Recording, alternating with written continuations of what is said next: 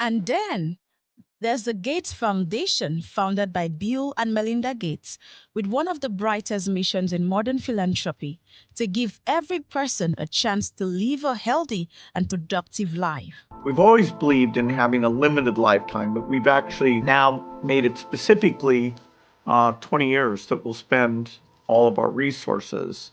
And so between the additional money that I'll put into the foundation and the money that's there, over these next 20 years, we'll spend a bit over 200 billion. And so we'll be able to spend at a pretty high rate, and that'll give us a chance to make a great deal of progress, we think, on the key issues.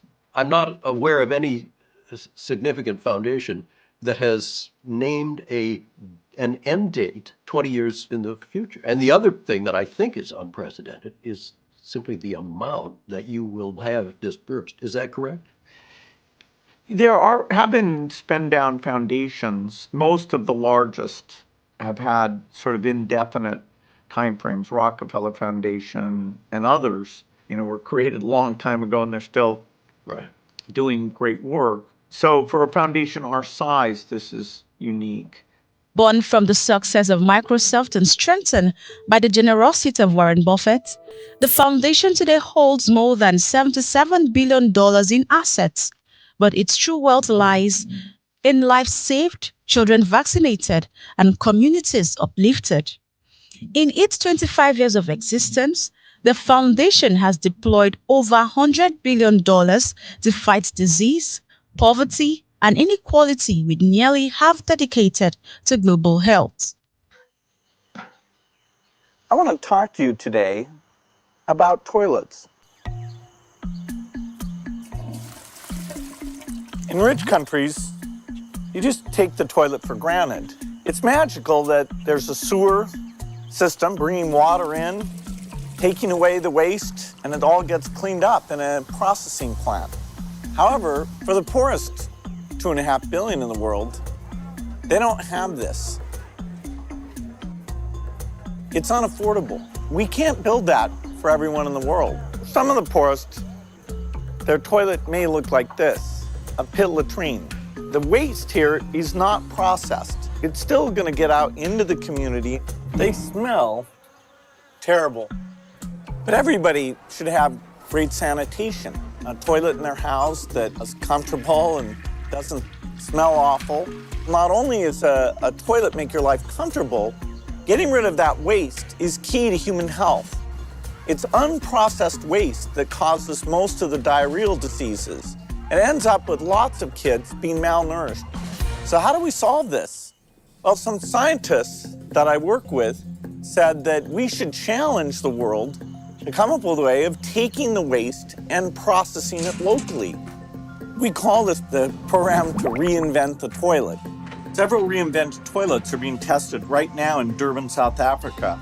Durban's a good place to run these tests because the city is growing fast and many people there don't have modern sanitation, which means that even if they have access to a toilet, the waste can get into the environment and make people sick.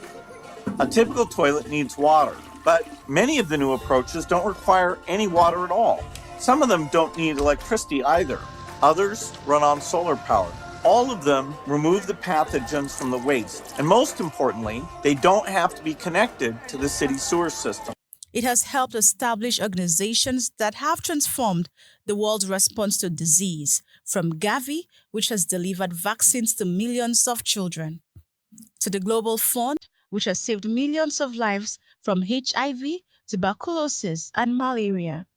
It has also supported the creation of new drugs and vaccines through global partnerships such as MMV, IAVI, FIND, and PAT, names that may not make daily headlines, but whose work quietly saves lives across Africa every single day.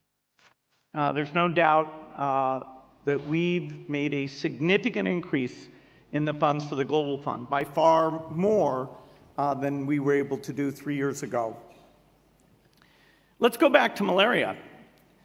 The year the Global Fund launched, we had never sequenced a mosquito. We didn't understand the mechanisms of resistance. And what you can see is there's a dramatic difference.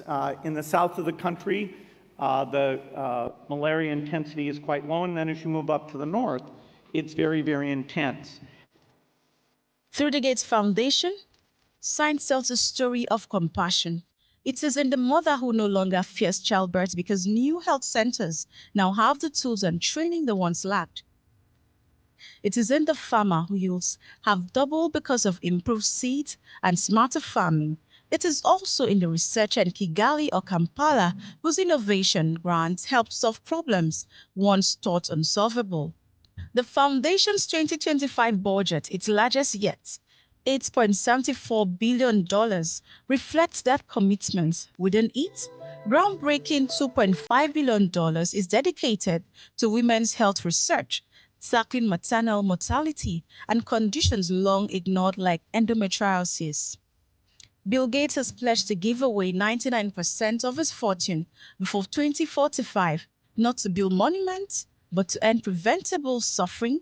He calls it a sunset clause, but for millions of people all over the world, it's a dawn of hope.